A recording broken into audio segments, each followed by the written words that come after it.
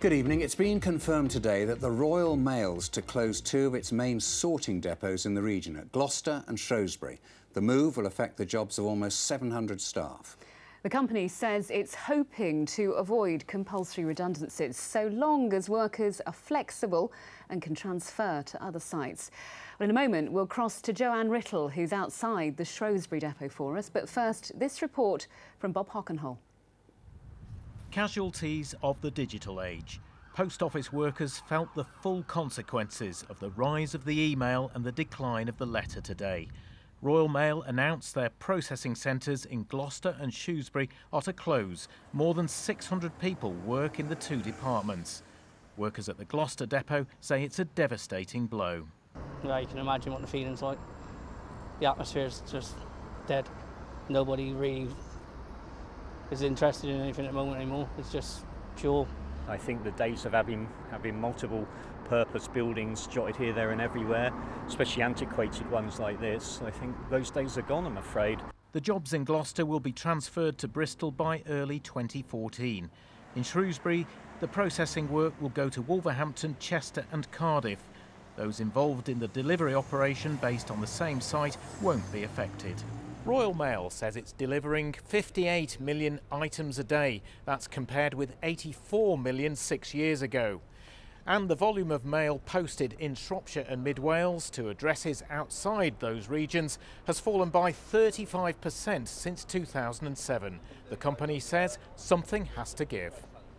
Royal Mail has been involved in negotiations with union officials at both sites and says it will work to minimise any job losses. We're assuring our staff today that there will be no compulsory redundancies whatsoever during this move.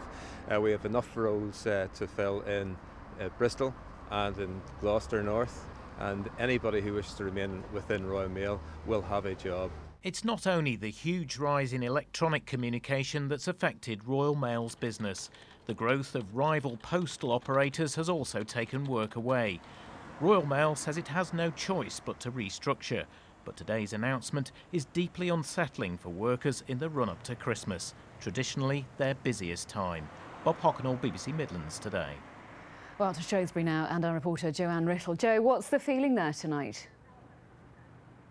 Well, workers are devastated, frankly, and a short time ago I received a statement from the Communication Workers Union confirming that, saying members are extremely angry. They're going to be meeting with them next week and discussing the possibility of a ballot over strike action. They say it's unrealistic to expect workers to travel further afield for work. Well, I'm joined now by Councillor John Tandy, a Shrewsbury councillor and also a Deputy Mayor here.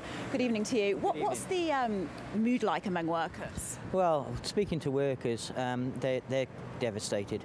What they're worried about is people who work 20 hours a week, basically having to travel quite far, either to Chester or to Wolverhampton, and clearly they're not going to be able to travel that far if you've got young families. So the problem is the fact that those people will have to take redundancy. And what effect will it have on the town? The effects on the town is the collections at night. Obviously, they've got to be in the mail centres by 6 o'clock at night. Well, you won't be having that side of the service. You'll have to have your collections done a lot earlier in the evening so that they can travel the hour and a half to 2 hours to the other mail centres all across the country.